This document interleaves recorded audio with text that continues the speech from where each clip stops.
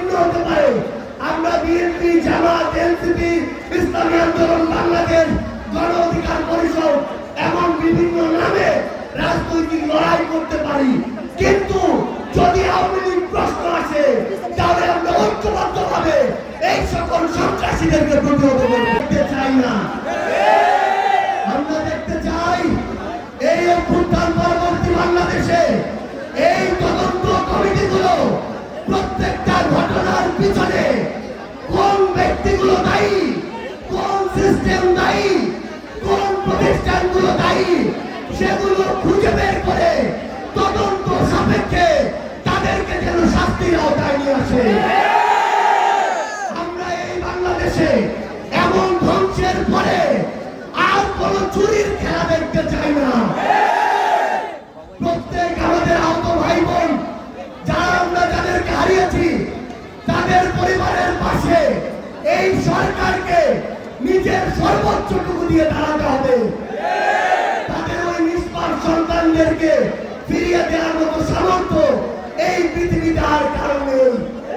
কিন্তু এই সরকারকে, এই দেশের বিচার বিভাগকে এই ঘটনার তদন্ত সাপেক্ষে সুষ্ঠু বিচার নিশ্চিত করতে হবে এবং সেই দায়িত্ব এই সরকারকে নিতে হবে।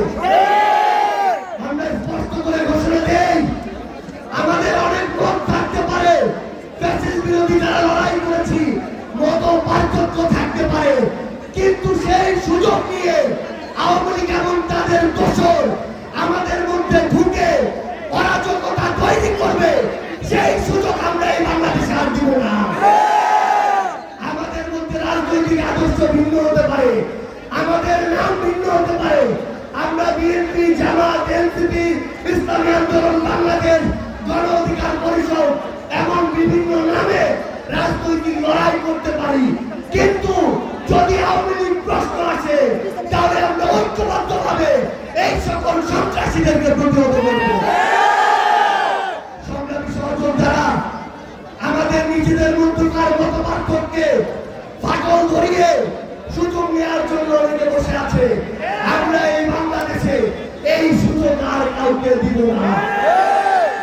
আমাদের অভ্যুত্থানে যারা শহীদ হয়েছে, আহত হয়েছে, তাদের উপরে এই যে হত্যাযজ্ঞ, এই অন্তর্বর্তীকালীন সরকারকে এই গণহত্যার বিচার নিশ্চিত করতে হবে, রায়গুলোকে কার্যকর করতে হবে। নাহলে এই অন্তর্বর্তীকালীন সরকার আমার শহীদ পরিবারের, আমার সন্তান হারানো মায়েদের, ভাই হারানো ভাইদের এই যে ব্যথা, এই যে দায়বদ্ধতা, সেটা এই বাংলাদেশে মৃত্যুর পূর্ব পর্যন্ত কোনোদিন এড়িয়ে যেতে পারবে না। সংগ্রামী সহযোদ্ধারা, আমাদের লড়াই মাত্র শুরু হয়েছে। আসলেই আমাদের এই যুদ্ধ এখনো শেষ হয়নি। এই যুদ্ধ আমাদের ঐক্যবদ্ধভাবে চালিয়ে যেতে হবে। সবাইকে অসংখ্য ধন্যবাদ। আমাদের সময়